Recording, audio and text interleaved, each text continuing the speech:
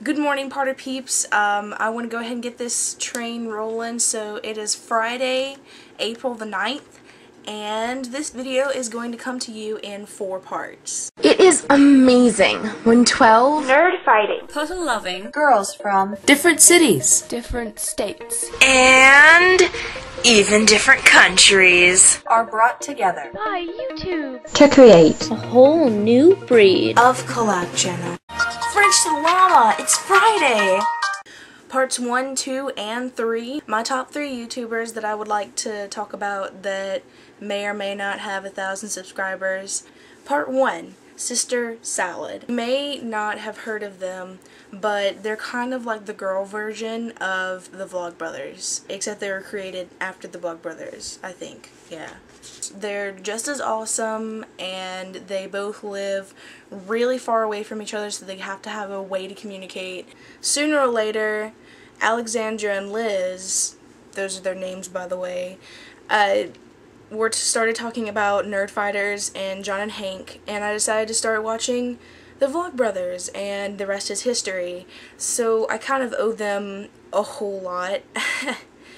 So yeah, Sister Salad, if you ever see this, thank you so much. Really, I kind of owe a lot of who I am now to you guys. Part 2, The Receptionist. Okay, so The Receptionist is pretty much what his username is. He's a receptionist. He works at a business called Bassina Maker, I think. Yes, Bassina Maker.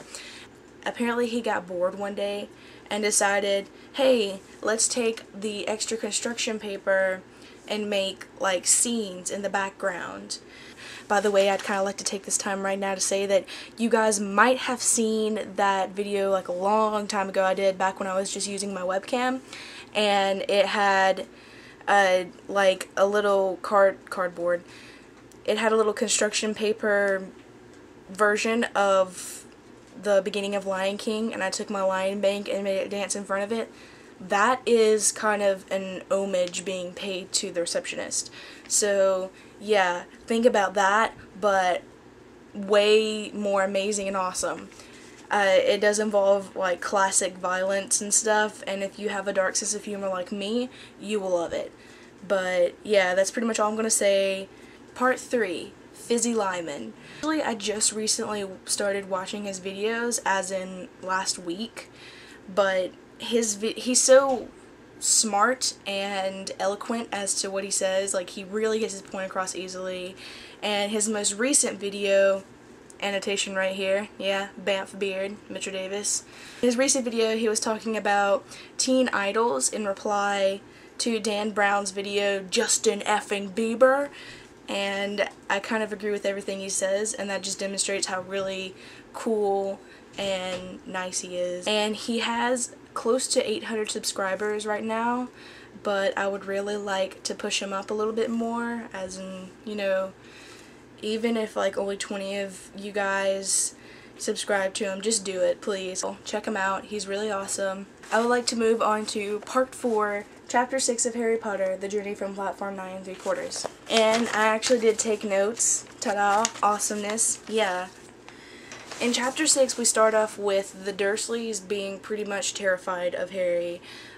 Dudley pretty much like screams and runs away every time Harry is like in the same room with him. And the Dursleys just try to act like he's not there, which is good in certain aspects, but it starts to get old really fast. He goes to ask Uncle Vernon if he can be taken to King's Cross, but you know, Vernon kind of grunts, and Harry's like, you know, he just takes that as a yes. But when Harry tells Uncle Vernon that he has to go to a Platform 9 3/4, Vernon's like thinking, oh, well, I know that there's not a Platform 9 3/4, but I'll just take him anyway. And so when they drop him off at King's Cross, and Harry just looks at Platform 9 and 10 and doesn't see a 9 3/4, they just kind of laugh and drive away, and that shows how stupid they are and how they are all butt faces.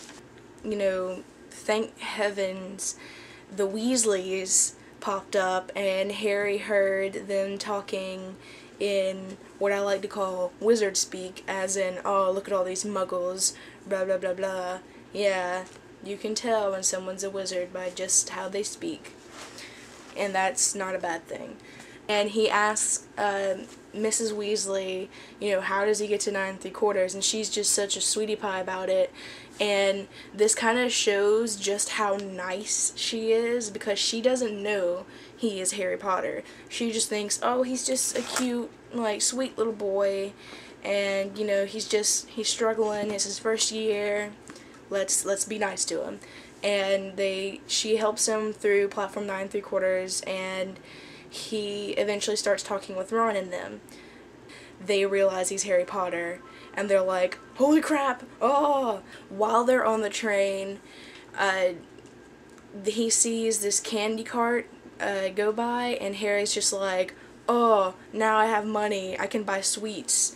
And you can kind of tell that Ron is embarrassed that they can't afford candy, but Harry's just so nice about it, and is like, you know, since he was raised in a Muggle world, one of the few benefits of being raised that way, it made him humble. And I'm gonna go, because this video is probably gonna be really long after I chop it down and edit it.